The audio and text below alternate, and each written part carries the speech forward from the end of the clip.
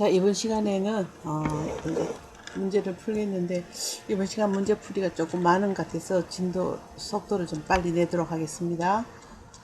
수요 예측 방법 중 환경이나 내부 조건에 대한 수학적인 인과관계를 나타내는 모델을 만들어서 수요를 예측하는 방법은 어떤 것인가 했을 때, 수요 예측 방법은 뭐 시계열 분석이라든가 인과형 분석, 주관적 예측법이라 해서 18번에 아마 제가 설명을 드린 걸로 알고 있는데, 시계열이라는 것은 뭐 시간의 경과에 따라서 숫자와 뭐 어떤 다른 숫자와 변화로 추세나 경향을 나타내는 이제 분석법인데, 뭐 단순 이동 평균법이라든가 가중 이동 평균법 혹은 지수평활법 이런 것들이 있겠고, 인과형인 경우에는 환경이나 내부 조건에 따라서 달라지는 경우, 그 다음 주관적인 예측법은 뭐 델파이법이라든가 최고 경영자 기법이라든가 외부 의견 조사법을 해가 경험이 많은 전문가들이 주관적으로 판단을 해서 측정하는 그 방법이 됩니다. 그래서 19번 같은 경우에는 인과형 예측법이 바로 여기 뭐 수학적인 인과관계를 통해서 나타나는 환경이라든가 내부 조건에 대한 수학적 인과관계를 나타내는 모델이라는 거. 다중회귀 분석이라든가 뭐 선형 배기 분석 이런 것들이 여기 속해서 정답은 3번이 되겠고, 개별 급식소의 수요 예측에는 적절하지 않지만 전체 급식 산업의 변화 추세 등을 예측하는 전문가들의 경험이라 그랬죠. 제가 18번 풀이할 때 전문가들의 어떤 경험이나 지식을 통해서 예측하는 것은 델파이 기법이라고 얘기했습니다. 그래서 델파이 기법은 어떤 그 주관적인 기법이지만 이 바로 델파이 기법. 그 다음에 홀로 스퀘어 카운트에 대한 설명으로서 옳은 것은 어떤 것인가 했는데, 이 홀로 스퀘어 카운트라는 것은 어떤 거 뭐 전통적인 카페테리아 방식하고는 달리 피급식자들이 줄을 서지 않고 마음대로 음식을 선택해서 하는 방식으로서 이제 프리 플로우 카페테리아라든가 뭐 스크램블 시스템 카페테리아, 스크램블 되거나 분산되잖아, 그죠? 그래 분산식 카페테리아라고도 하고, 샐러드라든가 혹은 음료 코너를 주 메뉴로 배식 라인에서 분리를 시킨 형태로서 많은 고객에게 배식할 수 있는 그런. 자, 그 다음 식품을 대량으로 조리할 때 주의해야 될 사항으로는 어떤 것인가 했을 때, 조리된 식품을 냉각할 때 한꺼번에 급냉시킨다. 조리된 식품은 소비될 때까지 여러 번 나누어서 제공한다. 냉장되었던 조리 음식은 급식 전에 재가열할 필요가 없다. 마요네즈는 냉장하지 않고 실온에서 저장한 거 사용한다. 식품 취급 시 마스크를 사용하고 가능한 한 젓가락이라든가 집게 등을 기구로 사용해라. 이렇게 해서 식품의 그 대량 조리 시의 그 어떤 그 주의점이라면 여러분들 교재에도 나왔으면 합니다. 정답은 5번이 되겠습니다. 그 다음에 뭐 또 겨울 채소 또 뭐 세척할 때 주의해야 되고, 달걀 같은 것도 껍질 제거한다든가 뭐 여러 가지 방법들이 한 12가지 정도가 나옵니다. 대량 조리할 때 주의사항으로서 교재 참고하시기 바라고, 생산성 지표를 개선할 때 간편하면서도 실용적이고 가장 많이 활용되는 기간은 어떤 것인가 했을 때, 보통 뭐 일주일 단위로 집계하는 것이 가장 간단하고 실용적이라고 할 수가 있겠습니다. 그 다음에 직무 배분을 조사할 때 유의해야 할 사항은 어떤 것이냐 했는데, 직무 배분할 때는 각 개인의 기능을 적절히 이용하는지 여부를 잘 알아야 되겠죠. 그죠? 그래서 그 사람한테 맞게끔 이렇게 좀 난이도가 높고 뭐 단순 작업이고 뭐 이런 것 개인의 능력에 따라서 각각 업무 분담을 하면 되니까 정답은 5번이 되겠습니다. 그 다음에 1일 총 1200식을 제공하는 학교 급식소에 6명의 조리원이 근무를 하고 있는데, 이 중 4명의 조리원의 작업시간은 오전 8시부터 오후 4시까지고 2명은 오전 8시부터 12시까지다. 이 급식소의 생산성 1식에 해당되는 작업시간은 얼마인가 이렇게 했을 때에 4명은 8시간입니다. 4 곱하기 8 하고, 그 다음에 더하기 2명은 4시간이죠. 그래서 이걸 다 더했는 숫자에다가 곱하기 60분을 하게 됩니다. 60분을 하고 그 다음에 1200씩을 하게 되니까 나누기 1200씩을 하게 되면은 각각 한 식당에 몇 분이 걸리는가를 계산할 수 있겠죠. 다시 말씀드릴게요. 8시간 오전 그렇게 4명이 8시간을 근무합니다. 오전 8시에서 오후 4시간, 8시간이잖아요. 그리고 2명은 4시간입니다. 그러면은 4 곱하기 8 플러스 2 곱하기 4 해가지고 요거를 60분으로 곱해줍니다. 분으로 나눠주니까 60분으로 곱해주고 이거를 1200씩을 하게 되니까 요 숫자에다가 나누기 1200을 하게 되면은 한 식당 2분이 걸리게 됩니다. 그래서 정답은 2번이 되겠고, 영양사가 조리원들의 출퇴근 시간과 근무 시간대별 주요 담당 업무와 업무 내용을 정확히 기록하여서 전체적인 급식 생산성을 향상시키기 위해 작성하는 것은 어떤 것인가 했을 때에 작업의 일정표입니다. 작업 일정표 혹은 작업 배치표라고 그래갖고 각각의 작업원별로 출퇴근 시간과 근무 시간대별 주요 담당 업무가 기록되어 있어야 됩니다. 작업 일정표. 작업 일정표를 작성하여서 얻을 수 있는 효과는 어떤 것인가 했을 때 작업 배치표라고도 하고 작업원별로 근무 시간대별로 주요 담당 업무 내용이 포함되어 있고 또 신입 사원의 훈련에 유용하고 관리자와 조리원 간의 의사소통이 되고 조리원의 작업을 효과적으로 수행하는 데 필요하기 때문에 작업에 대한 책임 소재를 알 수가 있는 효과가 그 다음에 시스템 내의 인적, 물적 자원을 얼마나 투입하고 활용하는지를 평가하고 급식 관리자에게 작업과 인력 관리를 위한 정보를 제공하는 것은 어떤 것인가 했을 때에 바로 생산성 지표입니다. 생산성 지표, 생산을 위해서 투입했는 어떤 자원의 투입량에 대한 생산 활동의 결과를 나타낸 산출량이 되겠죠. 그 다음 작업 관리의 목적으로서 옳은 것은 어떤 것인가 했을 때 작업 관리는 작업자의 업무 수행 능력을 평가하는 어떤 인사 고과가 됩니다. 그래서 29번에는 작업의 개선이나 표준 방향, 작업 방향을 개발하고 생산성을 향상시킬 수 있는 그런 목적이 있습니다. 급식 생산성 지표의 산출 시 산출 요소는 무엇인가 했을 때에 급식 생산성을 지표를 계산할 때는 투입하는 요소는 인력이라든가 비용이 사용되고 그 다음에 산출 요소로는 음식 즉 식수 있죠. 식수라든가 또 식당량, 밀물, 이퀴블런트라든가 그죠. 그 다음에 서빙수가 사용이 됩니다. 그래서 정답은 식수, 서빙수, 식당의 양 이렇게 되니까 정답은 4번이 되겠고 급식 생산성 정대 방안으로 옳은 것은 어떤 것인가 했을 때 사실 31번과 같은 경우에는 가공식품이나 전처리 식품의 이용률을 증가를 시키면은 아무래도 인력 같은 것을 좀 줄일 수가 있겠죠. 그죠? 가공을 함으로 해서 미리 전처리라든가 가공이 다 된 걸 마지막에 이렇게 해포해서 봉투를 뜯어서 튀긴다든가 절인다든가 아니면은 그대로 이렇게 약간의 어떤 처리에 의해서만 나가기 때문에 이러한 것들이 되겠습니다. 31번에 5번 영양교사가 영양교육자료 개발에 시간을 많이 소비하고 급식 작업에 지장을 초래할 경우에 올바른 문제 해결 방법은 무엇인가 했을 때에 기존에 개발되어 있는 교육자료를 활용하면은 개발에 걸리는 시간을 줄일 수가 있겠고 효율적으로 급식 업무를 수행할 수가 있겠죠. 그 다음에 작업 측정의 주요 목적은 어떤 것이 32번에 1번이 정답이 되겠습니다.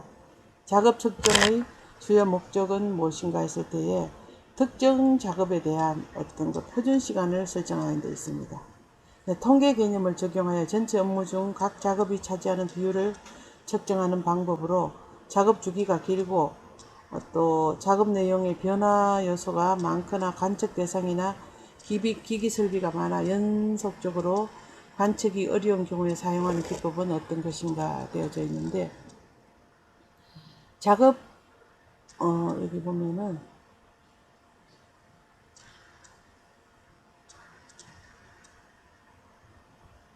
작업 측정을 한다는 것 자체가 어떤 방법 연구 결과 개선된 작업 내용을 이제 바탕으로 해가지고 작업자가 작업을 수행하는 데 필요한 어떤 표준 시간을 설정하는 것이 작업의 측정이 됩니다. 그래서 PTS라는 것은 Predetermined Time Standard Method라고 그래갖고 표준 작업을 결정하는 방법입니다. 그 작업자가 행하는 특정 작업의 표준 시간을 측정하기 위해서 이미 정해져 있는 어떤 그 기본적인 동작에다가 표준 시간을 합쳐서 결정을 하게 됩니다. Predetermined Time Standard Method라는 PTS 방법이 있고, 표준 자료법이라면 작업 시간에 영향을 주는 여러 가지 요인과 또 정미 시간의 함수 관계를 결정하고 함수 관계의 각 요인을 대비해서 이제 정미 시간을 구하고 뭐 여유 있는 시간을 더해서 표준 시간을 구한다 이래 되어 있습니다. 시간 연구법이라는 것은 스톱워치라든가 뭐 VTR 시스템 등을 이용해서 잠깐만요.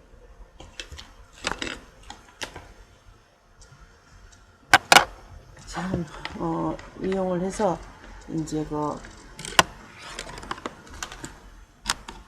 다시 설명하겠습니다. 시간 연구법이라는 것은 스톱워치라든가 VTR 시스템 등을 이용해서 주어진 조건하에서 작업을 수행하는 그런 방법이 되어지는데, 작업 수행하는데 요구되는 시간을 실제적으로 직접 측정하는 방법이 됩니다. 그 다음에 실적 기록법이라는 것은 혹은 실적 자료법이나 과거 경험이나 자료를 바탕으로 해서 작업에 관한 실제 자료 이용하는 것. 그래서 이제 작업 단위당 기준 시간 산정하는 것. 워커 샘플링이라는 것은 지금 여기 있는 이 방법들입니다. 그래서 기기 설비가 많고 연속 관측이 어려운 경우에 사용하는 기법이 되어지는데 정답은 5번이 되겠습니다. 설명이 되게 길다 그죠?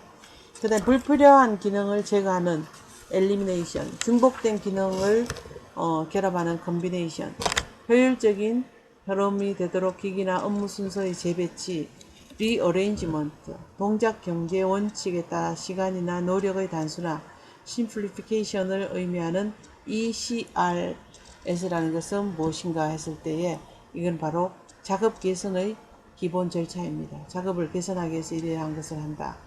그 다음에 조리 작업을 효율하게 해서 조리대는 어떻게 설치를 했냐는데 동선의 교차가 없도록 배치를 해야 되겠죠. 조리대는 전처리 구역을 중심부에 배치하면 안 되게 전처리는 별도로 놔둬야 되겠죠. 작업되면은 물을 흡수하는 목재료로 하면은 세균 번식이라든가 뭐 곰팡이 같은 게 서식하고, 작업대 넓이는 양손이 닿을 수 있는 근데 작업대 넓이는 55cm 정도가 적당합니다.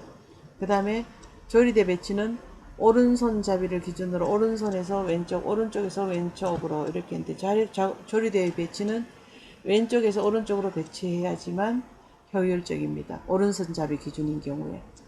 그 다음에 작업면은 이렇게 스테인리스 스틸로 하게 되겠고, 그죠?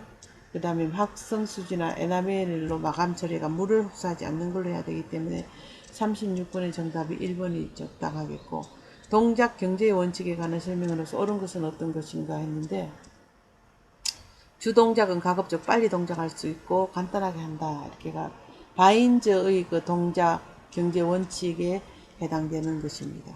정답은 4번이 되겠습니다. 그 다음에 작업 관리에 대한 설명으로서 옳은 것은 어떤 것인가 했을 때 작업 관리의 어떤 거 하나의 그 목표는, 이 작업 관리 목표는 고객 만족 향상보다도 생산성을 향상시키고 생산 활동에서 인적 물적 자원을 최대한 이용하는 것을 추구를 하게 됩니다. 그 다음에 이제 뭐 여기 보면은 쭉 나오는데, 작업 관리 기법은 방법 연구와 뭐 작업 측정의 두 영역이 있겠고, 그래서 작업 관리에 대한 설명은 작업 수행과 관련된 모든 요소를 합리적으로 개선하는 데에 그 어떤 그 뭐라 그럴까요? 의의가 있다 그럴까요? 목적이 있습니다. 정답은 2번이 되겠고, 그 다음에 조리 작업 중 불필요한 작업 요소를 제거하기 위해서 작업을 상세히 분석하고 필요한 작업 요소로만 이루어지도록 한 작업은 무엇인가 했을 때 아까 말씀드렸죠. PTS라는 것은 Predetermined Time Standard Method가 표준 작업에 대한 기법이 되겠고, 그죠? 그 다음에 방법 연구는 바로 지금 여기 설명하는 이 기법이 되겠고, 불필요한 어떤 작업 요소를 제거를 합니다. 그리고 필요한 작업 요소로만 이루어진 것을 분석해서 그 다음에 이제 어떤 효과적인 방법을 발견하는 기법이기 때문에 뭐 공정을 분석한다든가 또 뭐 작업을 분석한다든가 동작 분석 등의 기법을 이용을 하게 됩니다. 그 다음에 작업 측정 방법에 있어 가지고는 뭐 워커 샘플링이라든가 실적 기록법이라든가 시간 연구법 이러한 것들은 전부 작업 측정의 하나의 기법이 되겠습니다. 급식에서 정답은 2번이 되겠고, 급식에서 사용하는 대량 조리법 중 매체가 같은 것끼리 묶은 것은 어떤 것인가? 물은 찌기와 구이는 뭐 보면은 아무래도 이제 공기를 이용한다든가 이렇게도 되겠고, 기름도 이용할 수 있겠고, 그 다음에 물은 끓이기와 부치기 이것도 아니고, 기름을 이용해서 볶기, 삶기는 물, 기름은 튀기기, 볶기 되겠고, 공기는 구이와 볶기, 공기는 구이는 될 수 있는데 볶기는 아니죠. 그래서 정답은 4번이 되겠습니다. 대량조리의 특징으로서 옳은 것은 어떤 것인가 했을 때에, 대량조리라는 것은 바로 특징이라면은 수작업보다도 대량조리 기기를 활용해서 한정된 시간 내에 대량 생산을 하는 그런 조리 과정을 완료를 해야 됩니다. 그 음식의 맛과 질감이 급속히 저하될 수 있기 때문에 조리법에 많은 제약이 있겠고, 음식의 관능적, 미생물적, 또 그런 어떤 그런 품질 관리를 위해서 조리 시간이나 온도의 통제가 필요하겠죠. 그죠? 작업 일정에 따른 계획적인 생산 통제를 무조건 많은 인력을 투입한다. 아니죠. 계획적으로 투입을 해야 되겠고. 그 다음에 정확한 양 산출을 위해서 객관적인 어떤 과학적이고 객관적인 수요 예측 방법에 따라서 해야 되겠습니다. 그 정답은 3번이 되겠습니다. 표준 조리 레시피를 사용할 때 장점은 무엇인가 했을 때, 음식의 양과 질의 동일성이 물론 장점이 되겠는데, 표준 조리법의 장점은 생산된 음식의 양적 질적 표준을 제시하고 조리 종사자들의 생산성을 향상시키고, 과잉 혹은 과소 생산에 대한 낭비를 방지하고, 또 재고량 조절로 비용을 감소, 식품 원가 및 판매 가격 계산의 용이성, 조리원의 교육이 용이하다는 그런 장점이 있습니다. 정답은 여기 보면은 4번 음식의 질과 양이 동일하다는 거. 표준 레시피를 이용한 식단 관리에서 옳은 것은 어떤 것인가 했을 때에, 좀 전에 여기 했던 것하고 똑같이 장점은 생산된 음식의 양적 질적 어떤 그 표준을 제시를 하고, 조리 종사자들의 생산성을 향상시킨다든가, 과잉 또는 과소되는 그런 낭비를 방지하고 재고량 조절도 되겠죠. 그러한 것들에 대한 설명이 42번하고 겹쳐집니다. 43번은 음식의 질적인 표준을 제시할 수 있는 것이 표준 레시피라고, 일단은 변환계수 계산 방법은 산출해야 될 식수를 표준 레시피 기준 식수로 나누어서 변환계수를 구한다는 거. 정답은 5번이 되겠습니다. 여기 45번에는 5번이 되겠고, 제공되는 음식의 품질을 통제하기 위해 사용하는 방법으로서 옳은 것은 어떤 것인가 했을 때에, 품질 통제하기 위해서는 표준 레시피를 개발을 하게 됩니다. 그 다음에 단체 급식소에서 조리 과정을 표준해야 될 이유는 무엇인가 했을 때에 바로 조리 작업의 방법과 절차를 일정하게 정해놓은 것이 표준조리법입니다. 그래서 이거는 특히 정해놓으면 음식의 맛이라든가 어떤 질을 일정하게 유지하기 위해서 사용이 되어지기 때문에, 음식의 맛과 질을 일정한 수준으로 유지하기 위해서 표준조리법을 사용하는 정답 3번이 되겠고, A급식소 1월에서 5월까지 식수를 첨가하여 3개월간의 단순 이동 평균법으로 다가올 6월의 식수를 옳게 예측한 것이 낫죠. 그러면은 가장 이 단순 이동 평균법이라는 것은 가장 가까운, 그게 6월이라면 가장 가까운 과거 일정 기간에 해당되는 시계열의 평균값을 다음에 예측하는 거로 사용을 하는 겁니다. 그렇다면은 여기 지금 6월에 예측한다면은 가장 가까운 거는 바로 여기 3, 4, 5월 3개월, 3개월이 했으니까 3개월 요거 1100 더하기 1050 더하기 1150 요거를 더해서 나누기 3을 하게 되면은 요 예측되는 인원수가 나옵니다. 그러면은 정답은 1110명. 다시 말씀드릴게요. 단순 이동 평균법이라는 것은 여기에 여기 지금 다가올 여기 뭐라 그럴까요? 다가올 다음 기간 예측 기간 여기에서 예측할 수 있는 것을 가장 가까운 데서부터 이제 나눠서 평균을 하게 됩니다. 그럼 여기 지금 보면은 1에서 5월까지 식수 창조 3개월 동안의 단순 이동법이죠. 4개월 같으면은 2, 3, 4, 5가 되겠고 3개월은 3, 4, 5 요거를 더해서 나누기 3을 하면은 6월 달에 예측할 수 있는 식수 인원수입니다. 정답은 2번이 되겠고 비급식소의 1월 판매 식수가 1000식, 예측 지수가 1050이다. 지수 평알법을 이용하여서 2월의 식수를 옳게 예측한 것은 어떤 것이냐. 평알 개수 알파는 0.3이다. 이리 났잖아요. 그럼 이거는 이제 수요 예측을 하는 것을 이제 할 때에는 이 수요, 지금 여기 수요 예측하잖아. 그죠? 수요 예측을 할 때는 실제적으로 이 어떤 뭐라 그럴까요?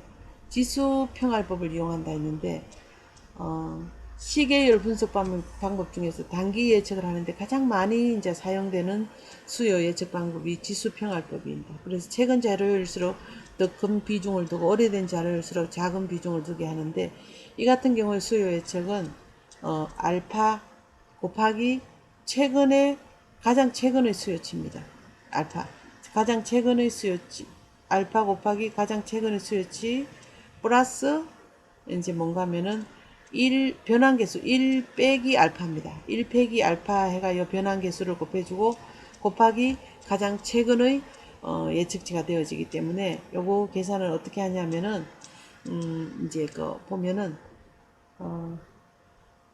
변환계수를 구할 때 변환계수는 바로 400 여기 지금 400씩을 구했잖아. 그죠? 그런데 우리가 레시피상엔 100이잖아. 그죠? 그러면 400 나누기 100을 하면은 4가 나오는 여기 변환계수입니다.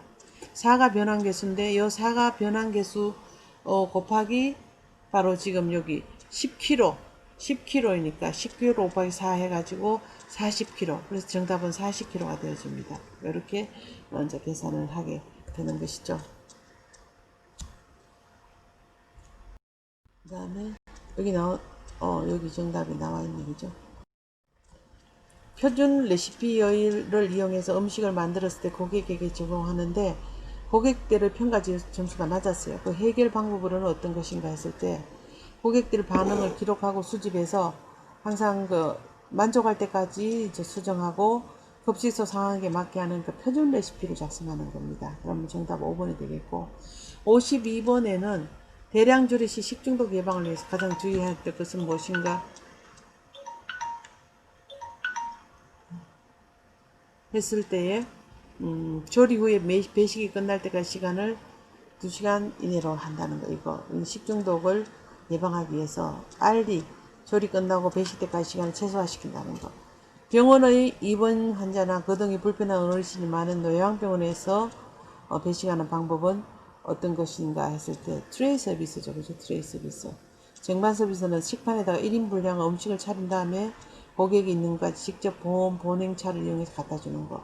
보존식에 대한 설명으로서 옳은 것은 어떤 것인가 했을 때 54. 이건 너무 많이 했죠. 식중독 전염병 사고 원인 규명을 해서 검사용으로 남겨둔 것인데 144시간 동안 마이너스 18도씨에서 55번에 월 15일 12시에 점심 메뉴를 보존식 용기에 담았을 때 100g 이상씩 담아 보존식 냉동고에 넣었는데 보존식의 폐기는 어떤가 했을 때 144시간 그렇게 6일을 담아 가지고 계산을 하게 되면은 정답은 이제 월요일부터 시작을 되니까 어떻게 됩니까? 정답은 4번 월요일 12시까지가 되겠네. 그죠? 144 나누기 24 해가지고 6일 동안 보관하니까 이렇게 되네. 그죠? 그 다음에 금식을 목적으로서 옳은 것은 어떤 것인가 했을 때 금식은 바로 배식하기 전에 조리된 음식의 맛과 질을 검사하기 위해서 배식하기 전에 조리하고 난 다음에 배식하기 전에 금식을 하게 되겠죠. 일시에 대량으로 조리하지 말고 배식 시간에 맞춰서 일정량씩 나누어서 조리하는 것이 무엇인가 했을 때 바로 분산조리라고 말씀드렸죠. 일시에 대량 하지 않고 배식 시간에 맞게 조리하는 것. 감자, 당근, 무 등 구근류 껍질을 단시간에 껍질 벗겨서 노동력이 절감되고 손실이 적고 구조가 간단하고 급식소의 좁은 공간에 설치하면 좋은 대량 조리기구는 어떤 것인가? 박피기가 되겠죠. 그죠? 영양사가 식수 예측을 잘못했을 때 발생하는 문제점은 어떤 것인가 했을 때에 음식물 잔반량이 그러니까 잔반량보다도 쓰레기가 증가되겠죠. 그죠? 식수, 잔반량은 이거는 기호성하고 관계되는 거고, 조리 정상의 작업량이 증가되고, 잔식으로 인한 비용의, 뭐, 낭비가 이루어지겠죠. 그래서 정답 3번이 되겠습니다. 대량 조리 시 건열 조리법에 해당되는 거, 물을 사용하지 않는 거. 그러면은 뭐가 됩니까? 60번에는, 튀기기가 되겠네. 그죠? 찌기, 삶기, 끓이기, 데치기 전부 다 습열 조리기가 되겠고, 일주일 동안 한국대학교 학생 식당에서 제공한 식사류의 식수가 4,000명인데 스낵류 식수가 50식이고 일주일간 총 작업 시간이 480시간이었다. 한국대학 식당 시간의 노동시간당 식당량을 옳게 계산하는 것은 어떤 것인가 이렇게 했을 때, 노동 시간당, 그죠? 노동 시간당의 식당량은 일정 시간 동안에 제공해놓은 총 식사량입니다. 총 식사량이 여기 지금 총 식사량이 얼마인가 하면은 500 곱하기 이제 그 2분의 1 플러스 4,000입니다. 게다가 480시간을 나누다 보면 약 8.9 식당량의 시간이 나옵니다. 요거는 노동시간당 식당량은 일정 기간 동안에 제공했는 총 식당량, 식사량이 되겠죠. 나누기 일정 기간 동안의 총 노동시간을 얘기를 하게 됩니다.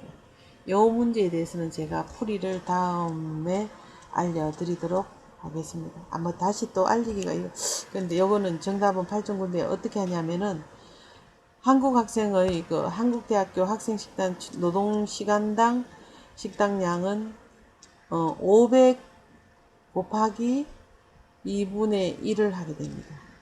스낵류는 500 곱하기 2분의 1이잖아. 그죠? 요거에다가 플러스 4,000씩을 하게 됩니다. 그러면 총 식사량이 식당량이 되겠죠. 선액은 2분의 1 식당량이니까 500 곱하기 2분의 1 플러스 4,000씩.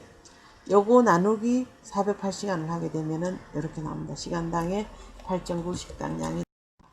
그 다음에 조리 작업의 효율화를 위한 설비 유의점으로서 옳은 것은 어떤 것인가 했을 때에 62번 같은 경우에는 조리 불필요한 기둥이나 벽은 부수기 어렵기 때문에 그대로 두고 하면은 불편하죠. 조리 종사원은 일정한 방향으로 작업에 무리 없이 진행되도록 동선을 계획을 해야 되겠죠. 작업은 경우 조리 작업 공간으로 자유롭게 들어오도록 동선을 배식하면 안 되고, 조리대는 조리 작업에 활용할 수 있도록 수납 설치를 설치하는 것이 안 되고, 작업 공간이 협소한 경우에는 조리 공간이 다른 작업의 통로에 이용되도록 하면 안 돼요. 정답 2번이 되겠습니다. 이거에 대한 거는 여러분들 교재를 보면 될 것 같아요. 영양사가 작업 효율을 개선하기 위해서 조리 종사자들의 능력에 따른 인센티브 제도를 도입하고자 한다. 급식 생산량을 증대하고자 영양사가 선택한 방안으로서 옳은 것은 어떤 것인가 되었을 때에 종업원의 그 동기부여를 해줘야 되겠죠. 증대 방안으로는 메뉴를 평가를 하고, 급식 생산량에 대한 증대 방안으로는 메뉴를 평가하고 자동화 기기라든가 전처리 식재를 사용을 하고 종업원에게 대한 동기부여를 하고 자동 판매기라든가 어떤 거 셀프 서비스를 활용을 할 수가 있어야 되겠고, 단순화 및 표준화된 작업 공정을 개발을 하고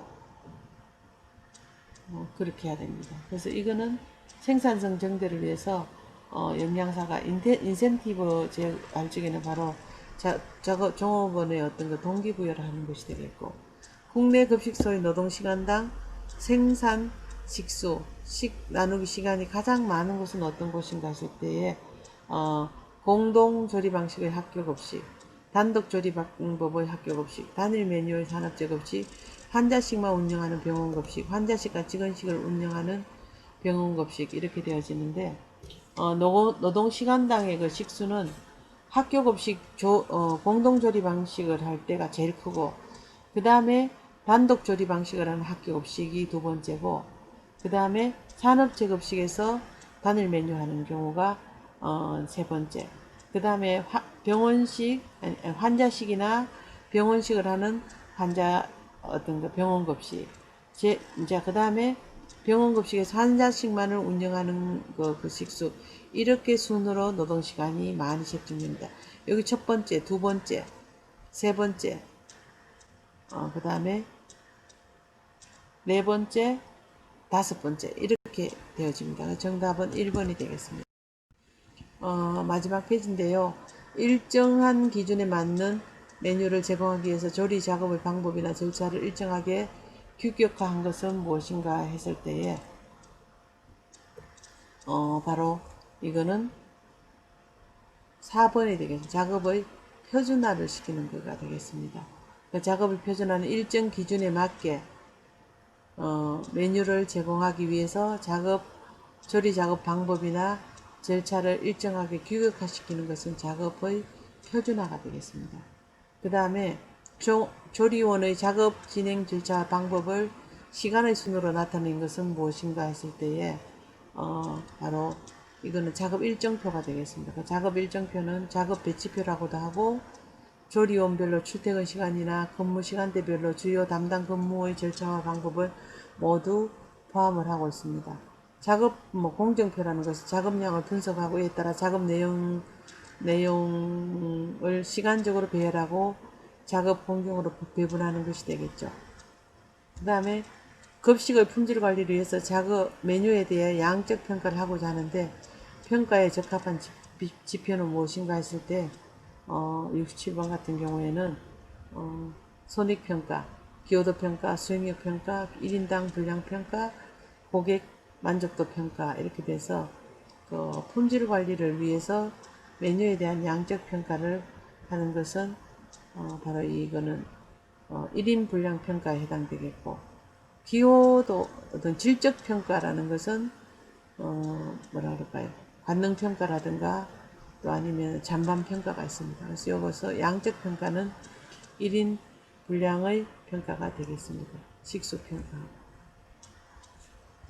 그 다음에 급식 품질 관리의 메뉴 품질을 평가하기 위한 방법 중 소비자들이 적극적이고 민감한 반응을 보여서 급식소에서 많이 활용하는 방법은 무엇인가 이렇게 되었을 때 생산성 평가, 영양량, 햇섭, 1인 분량 평가, 고객 기여도 평가 이렇게 해서 가장 민감한 반응을 보이는 것은 기여도 조사입니다. 기여도 조사라든가 관능적인 어떤 그 품질 평가를 위해서 기여도 평가라든가 수용도 평가 이런 것이 있습니다.